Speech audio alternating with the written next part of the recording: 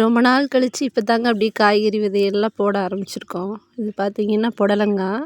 இந்த புடலங்காய் வந்து ஃபஸ்ட்டு போட்டது தண்ணி இல்லாமல் இருந்து அப்படியே மழை பெஞ்சு அப்படியே அப்படியே தழைஞ்சு வந்துருச்சு.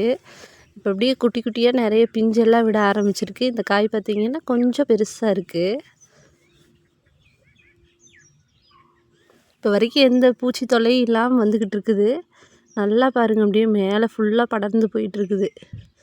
இதில் ஒரு குட்டியாக ஒரு பிஞ்சு ஒன்று வந்திருக்கு. ஒரு 2-3 பிஞ்சு நல்ல காயாக வந்திருக்குது. அப்படியே இது இந்த பர்பிள் சீத்தா மரம் இருக்குது பார்த்திங்களா, அதுலேயே அப்படியே படர விட்டாச்சு. மேலே வரைக்கும் அப்படியே நல்லா படர்ந்து போயிருக்கு.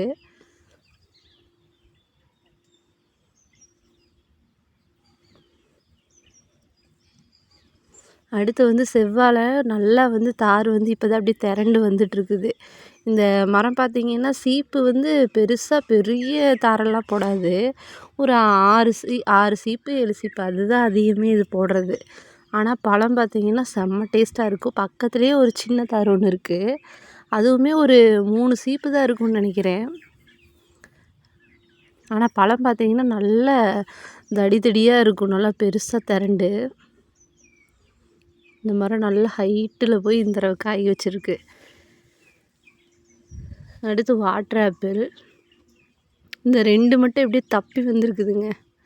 ஏன்னா இது சீசன் இல்லை, இதுக்கப்புறம் தான் இனிதான் பூ வச்சு காய் வைக்க ஆரம்பிக்கும். இது வந்து ஒரு 2 மட்டும் உள்ளுக்குள்ளேருந்து அப்படியே நல்ல பழமாயிருச்சு. சைஸுமே பார்த்திங்கன்னா நல்லா பெரிய சைஸாக இருந்தது. மரத்தில் ஃபுல்லாக வந்து காய் பிடிக்கிறப்ப பார்த்திங்கன்னா இவ்வளோ பெருசு வர்றதில்லை. இதை விட கொஞ்சம் சின்னதாக தான் வந்துட்டு இருந்தது. இது பார்த்திங்கன்னா நல்ல பெருசு. எப்படியே எங்கள் கோழி கண்ணுக்கெல்லாம் படாமல் தப்பிச்சு வந்துருச்சு.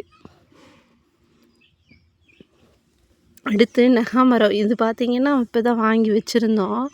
இது இந்த ஜம்போ நாவல்னு சொல்லுவாங்க பார்த்திங்களா, நல்லா பெருசு பெருசாக ஹைப்ரிட்டு. அது நல்லா தழைஞ்சிருக்கு. வீட்டுக்கு முன்னாடி இருந்த அந்த நாட்டு நெகாமரம் இருந்தது, அதை வெட்டியாச்சு. வீட்டுக்கு முன்னாடி சரி வேண்டான்னு சொல்லிட்டு, அதனாலவே இது நர்சரியில் வந்து ஒரு ஜம்போ நாவல் ஒன்றும் இன்னொரு நெகாமரம் ஒன்று 2 மரம் வாங்கி வச்சுருக்கோம். இது ஃபுல்லாக பார்த்திங்கன்னா கணுகணுவுக்கு சூப்பராக தழைஞ்சி வந்துட்டுருக்குது.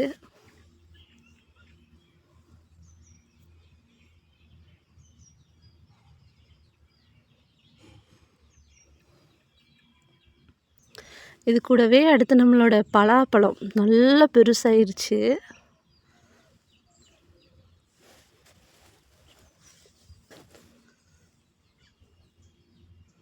எவ்வளோ பெருசு இருக்கு பாருங்க.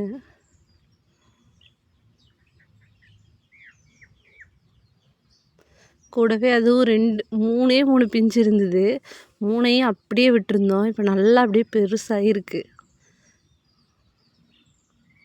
மரம் தாங்காதுன்னு சொல்லி கீழே கல் வச்சு அதை தாங்கிறதுக்காக வச்சுருக்குறோம். இந்த முள் வந்து காய ஆரம்பிச்சிருச்சுன்னா நம்ம வெட்டிடலாம், பழம் பழுத்துருச்சுன்னு அர்த்தம்.